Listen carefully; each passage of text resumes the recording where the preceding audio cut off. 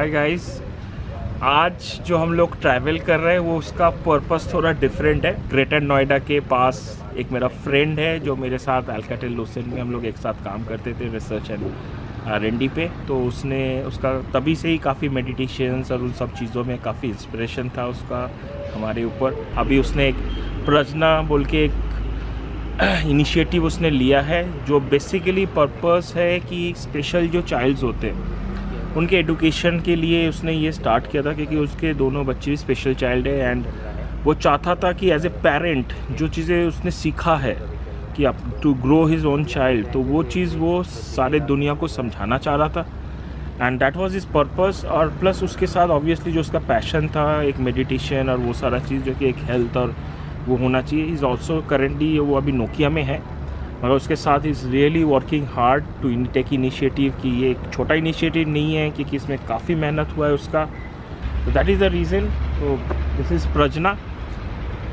तो हम लोग अंदर जाएंगे और आपको अगर कोई भी चीज़ अच्छा लगे उसकी इनिशिएटिव तो प्लीज़ कमेंट में लिखना और ट्राई करना कि इस चीज़ को लोगों तक पहुँचे।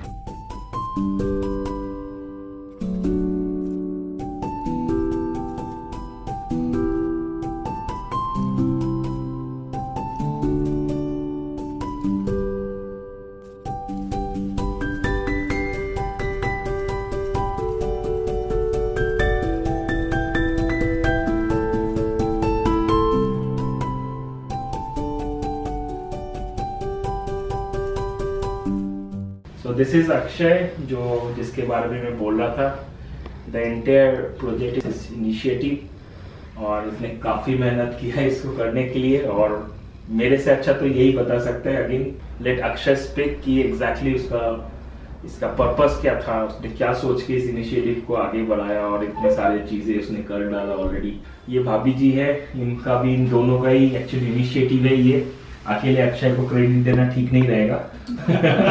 राइट, मैं बोलने वाला था। प्रार्थना बेसिकली एक एनजीओ है under UP government, non profitable organisation. इसके अंडर में जो वर्क है वो डिसेबल बच्चों का एक स्पेशल स्कूल है जिसमें all type of therapies, occupational therapy, physiotherapy, sensory issues and vocational therapy और सब बाकी मैडम ट्रीट करती है, प्रिंसिपल है।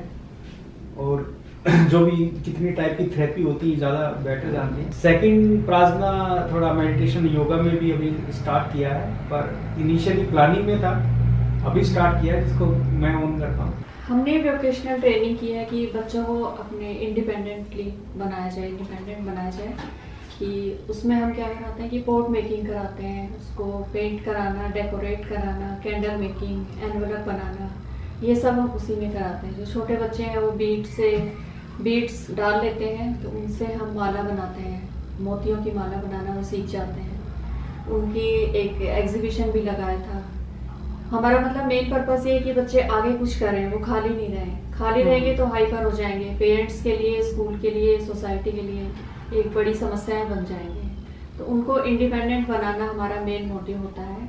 इसके अलावा जो बच्चे जिनको फिजिकली ज़रूरत होती है, ऑक्यूपेशनल थेरेपी, स्पीच थेरेपी, और जो बच्चे पढ़ सकते हैं उनका लेवल किस तरह से पढ़ाया जाए, उनको आगे किस तरह से पढ़ाया जाए, उसके लिए स्पेशल एजुकेशन है जिसमें डिफरेंट मेथड्स होते हैं। एजुकेशन कैसे करें, सीखें, जैसे अल्फ़ाबेट है वो किस तरह से सीखें, एकदम से तो नॉर्मल बच्चों की तरह से नहीं सीख पाएंगे, तो उनको सिखाने के अलग अलग तरीके होते हैं हमारे पास। तो वो सब हम उन टेक्निक्स का यूज़ करते हैं जिससे बच्चे अपने अपने लेवल को अचीव कर सकें। देखो, मेडिकल साइंस कुछ भी बोलेगा, लेकिन हमें इसमें सबसे पॉजिटिव पॉइंट ये है, there are lot of schools in the city and all India, you already know, but बच्चों को समझना ये कैसे करेगा।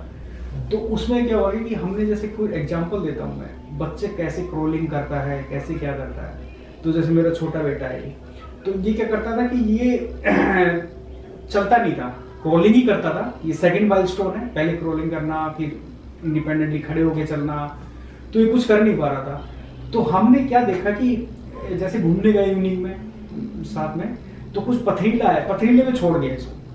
अब जब क्रोलिंग करने लगा तो चुभने लगा, पहले क्या थोड़ा सा खड़ा होता था फिर टोले जाने लगा था। अब क्या हुआ, जैसे ही चुभने लगा तो इसको तुरंत स्ट्रिक हुआ कि मैं ऐसे तो नहीं चल पाऊंगा, मुझे तो चलना ही पड़ेगा। तो फर्स्ट टाइम इसने 5 कदम लिए और हम उसी टाइम हमने नोट किया कि बच्चे को कैसे मतलब सिखाया, ऐसे ये भी एक तरीका है उसको नेक्स्ट माइलस्टोन अचीव कराने का। तो उसने तुरंत अचीव किया और एक बार चला फिर इसने चलना शुरू कर दिया। डिस्कस करते हैं, जैसे आपने पूछा कि भाई मेन ऑब्जेक्टिव है, आपने क्यों आए इस फील्ड में, क्योंकि दोनों के प्रोफेशन डिफरेंट हैं, तो फिर इस फील्ड में क्यों आए।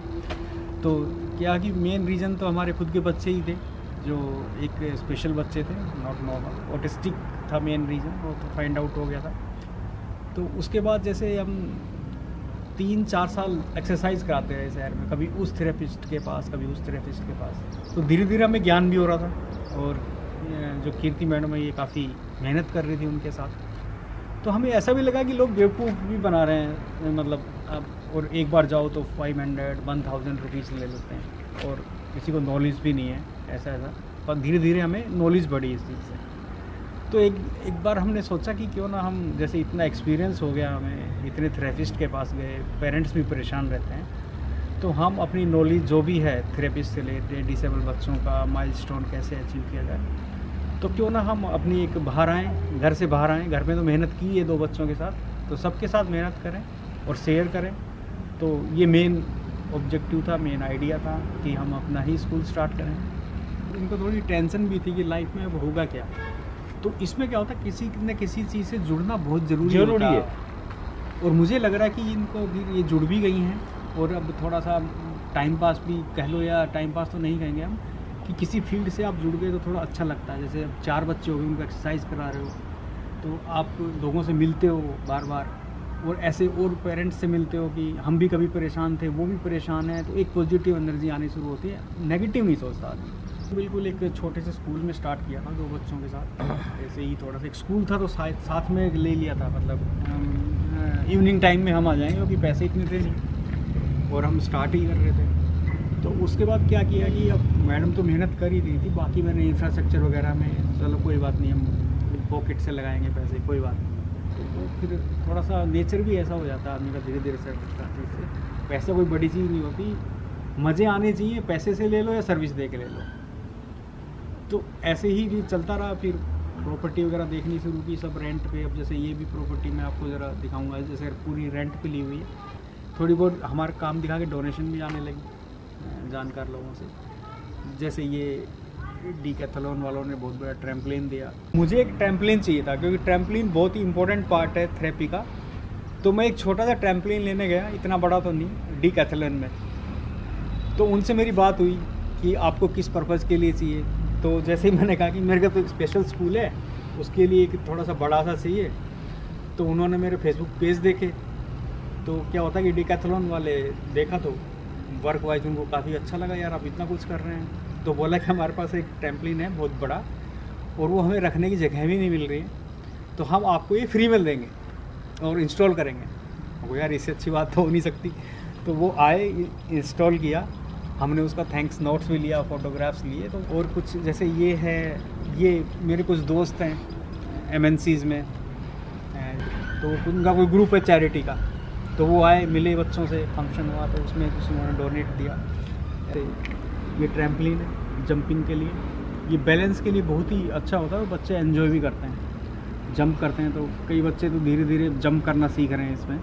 तो जैसे आप जंप करते हो तो सीधा सेंसरी पार्ट पे इम्पैक्ट आता है उसके लिए। जैसे ये स्विंग से ये सब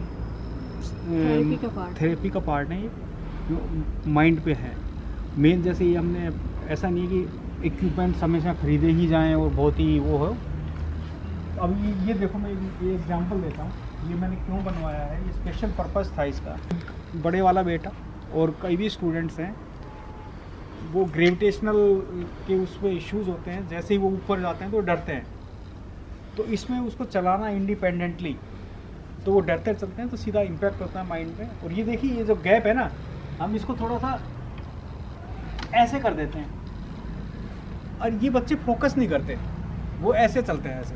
तो अब जैसे ये आएगा तो यहाँ पे थोड़ा सा वो अपना माइंड यूज़ करेगा कि ये स्ट्रगल आ गया बीच में, है ना, ऑब्स्टेकल को कैसे क्रॉस करें। तो ये उसको जब ये क्रॉस करेगा, या फिर इसको थोड़ा सा ऐसे कर दिया, इसको टर्न कर दिया ऐसे, अब ये सीधा तो नहीं गिर जाएगा, अब यहाँ पे वो स्ट्रक करेगा और फिर अपना रास्ता चेंज कर देगा। तो ये छोटी छोटी चीज़ें हैं ना, ये बहुत ही इम्पोर्टेंट हैं और ये हमने खुद निकाली हैं और इससे काफ़ी इम्प्रूवमेंट भी हुआ है बच्चों में।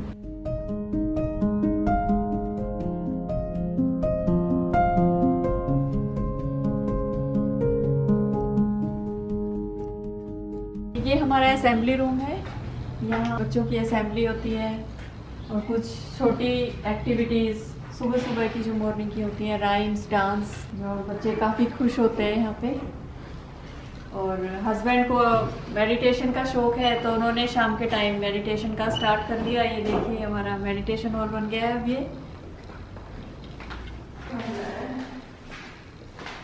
ये हमारा क्लासरूम है।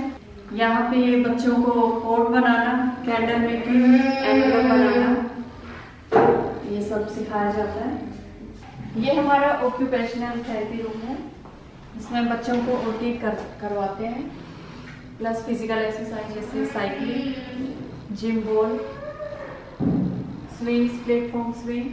ये बच्चों के बैलेंस के लिए होता है। वो ट्यूब है जो ट्रक होता है उसकी बड़ी ट्यूब है, ये बच्चों की बेसिकली बैलेंस के लिए, और जो जिन बच्चों की आँख में स्क्विंट हो जाता है उसके लिए बड़ा हेल्पफुल होता है। इसमें बच्चे को ये जैसे ट्यूब को बीच में लटकाया, बच्चे को बीच में बिठाया और इस तरह से बच्चे को मूवमेंट कराई जाती है, right left side by side. उसकी स्क्विंट में इम्प्रूवमेंट आता है। मेरा बड़ा बेटा है, उसकी आँखों में स्क्विंट था, तो इस ट्यूब वाली एक्सरसाइज से काफ़ी उसको आराम हुआ था। ये हमारा छोटा ट्रैम्पोलिन है जो छोटे बच्चों के लिए यूज़ करते हैं, बाहर तो आपने देखा ही होगा। देखो, इस पे हमने लोकशित को खड़ा किया, लोकशित बैलेंस बनाएगा। ये देखो ऊपर नीचे हो रहा है, अब लोकशित बैलेंस करेगा, फिर से करेंगे। खड़े हो शाबाश, खड़े हो। ये देखो लोकशित करेगा, गुड बॉय। लोकशित ने कितना अच्छा किया बैलेंस पकड़ के, अरे वाह। जंप कर जाओ, जंप करो, जंप करो, आओ, वेरी गुड। चढ़ो चढ़ो चढ़ो। ये देखो लोकशित अपने आप चढ़ जाता है, ये भी बैलेंस के लिए होता है। कहीं पे छोटी जगह चढ़ना है, बड़ा ऊंचाई, ये सब चढ़ना उतरना, इन चीज़ों से बच्चों को आ जाए। ऐसे बच्चे जो ऑटिस्टिक बच्चे होते हैं ना, वो कभी अपना आई कांटेक्ट नहीं करता। आप जब उसको ग्लास के सामने लाओगे तो वो देखेगा कि सामने कौन है, तो उसको प्रैक्टिस की जाती है कि देखो ये इसको छू, ये लोकशित कहाँ है, लोकशित ये लोकशित है। तो ऐसे करके कुछ स्पीच के पार्ट्स हैं, कुछ एसेंशियल थिंग्स हैं, तो वो सब एक आइसोलेटेड रूम्स में चाहिए, अलग थलग बिल्कुल। तो उसमें सिर्फ एक टीचर होता है, एक स्टूडेंट होता है। 1 आवर सेशन किया हमने, तो 1 आवर सेशन में वो स्टूडेंट होगा और टीचर होगा, उसमें वार्तालाप होगा सारा, खाली दोनों के बीच, खाली दोनों के बीच में। वो ग्रुप में नहीं करा सकते, ग्रुप में नहीं करा सकते, इसलिए थोड़ा सा आइसोलेट करना होता है। जैसे मैंने खुद रियलाइज़ किया कि बच्चे इतने हाइपर हो जाते हैं, वो फिजिकल हार्डवर्क करवाना बहुत ज़रूरी है उससे। जैसे कई थेरेपिस्ट के पास हम गए तो बच्चों को कमांडो लेवल पे एक्सरसाइज कराओ। अब कमांडो लेवल पे एक्सरसाइज कराएंगे तो हमें मैदान चाहिएगा, उसको भगाना है, पसीना निकालना है। तो स्पेशली ये वाला जो मैंने पार्क लिया, इसमें अब ऐसे भागते हैं, हम दौड़ लगाते हैं, पूरा फुटबॉल खेलते हैं, वॉलीबॉल खेलते हैं, वो बहुत ही ज़रूरी होता है बच्चे के लिए। हम ठीक है कमरे में ऑक्यूपेशनल थेरेपी कराते हैं, ये एक अलग हिस्सा है, लेकिन नेचुरल एनवायरनमेंट में उसका पसीना निकालना, हार्ड वर्क करना, physical hard work is very very important. Mainly ये कि उसका इतना हार्ड वर्क कराओ उसको ताकि रात को वो सोए, और जैसे ही नींद आएगी वो सीधा इम्पैक्ट माइंड पे होता है। जब मैं बच्चों को लेके जा रहा था टूर्नामेंट में, भाई चलो एक स्पोर्ट्स है टूर्नामेंट, तो हमारा एक श्रेयास बच्चा है, वो कह रहा है ठीक है, वहाँ पे जब खेल लिया तो टूर्नामेंट तो ठीक है, ये मेडल क्यों, फर्स्ट सेकंड किया। देखो ऐसे बच्चे भी जिनको कंपटीशन की कोई चिंता नहीं है, वो एंजॉय दौड़ रहे हैं तो दौड़ने में मज़े ले रहे हैं। ऐसा नहीं है कि मैं थोड़ा सा शॉर्टकट मारूं तो दूसरे को पीछे छोड़ दूं, तो वो यही प्रैक्टिस कराते हैं, लेकिन बड़े लेवल पे हम फिर पार्टिसिपेट भी करते हैं। तो ये जो नाम में जो इंक्लूसिव है, ये इसका पर्पस क्या है?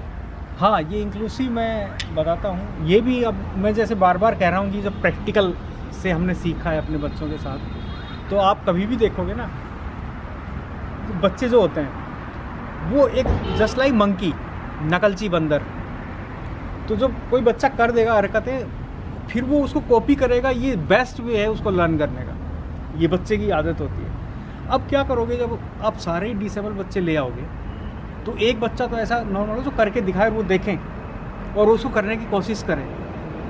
तो इस बेसिस के ऊपर मैंने डिसाइड किया कि एक ऐसा स्कूल खोला जाए जिसमें नॉर्मल बच्चे भी हों और थोड़े डिफरेंटली एबल्ड भी हों। अब मेरे पास चैलेंज क्या आया, अब मैं कॉन्सेप्ट तो बता रहा हूँ ये, लेकिन जो अच्छे घर के जो बच्चे हैं, जिनके पास पैसा है, सब कुछ है, वो नहीं भेजेंगे। भाई आप कह रहे हो देख के ही सीखता है, तो वो कहेंगे कि हमारा बच्चा भी तो डाउन आ सकता है देख के, लेकिन ऐसा होता नहीं है। मेरा कॉन्सेप्ट ये था कि जो अच्छे बच्चे हैं उनको थोड़ा सोशल वर्क सिखाओ, दूसरे का सहयोग कैसे किया जाता है सोसाइटी में, कैसे हेल्प की जाती है, तो ये सीखेगा बच्चा, वो आएगा। तो फिर मैंने क्या किया कि जो अंडर प्रिविलेज्ड बच्चे हैं, जो गरीबी रेखा से नीचे हैं, उनको मैंने कॉन्टेक्ट करना शुरू किया कि आप एक अच्छे एनवायरनमेंट में पढ़ोगे। फिर मैडम ने एडवाइस दी कि हम ओपन स्कूल से इनको प्रॉपर एजुकेशन कराएंगे, पढ़ाएंगे हम यहाँ, क्योंकि बोर्ड से एफिलेटेड तो होगा नहीं, लेकिन हम पूरा उसको नॉर्मल स्कूल की तरह पढ़ाएंगे और हमारे बच्चों के साथ वो खेलेंगे कूदेंगे इस पार्क में। तो वो जो इंक्लूसिव का मतलब हुआ कि एक डिफरेंटली एबल्ड चिल्ड्रन और एक एबल्ड नॉर्मल बच्चे एक साथ अंडर द वन रूफ। दूसरा ये होता है कि हमारी सोसाइटी में इन बच्चों के साथ कोई खेलना पसंद नहीं करता, कुछ हाइपर भी होते हैं, कुछ हाइपर होते हैं, दूसरा पेरेंट्स है उनको अच्छा नहीं लगता कि एक मेंटल रिटायर्ड बच्चे के साथ मेरा नॉर्मल बच्चा जाए, हरकतें सीखे। तो उस चीज़ को ख़त्म करना है, इस पर्पज़ से हमने इंक्लूसिव स्टार्ट किया कि कम से कम स्कूल से जाके बाहर बच्चा अपनी सोसाइटी में अगर ऐसे बच्चों को देखे तो उनकी हेल्प करे किसी तरह।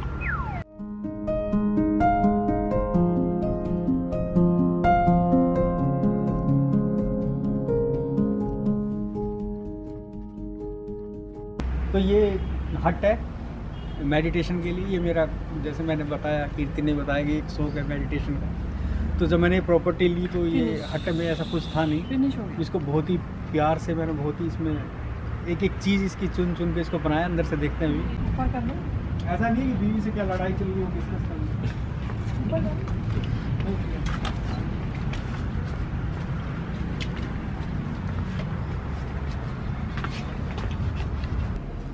तो इसमें जैसे आप देखोगे ना, सामने ओशो रजनीश की फ़ोटो है, ये मेरे मैं गुरु मानता हूँ इनको अपना, जो भी ज्ञान। और ये चारों तरफ जो महापुरुषों की फ़ोटो देख रहे हो आप, नानक, कबीर, बुद्ध, कृष्ण, मैंने ओशो के माध्यम से इनको जानना शुरू किया।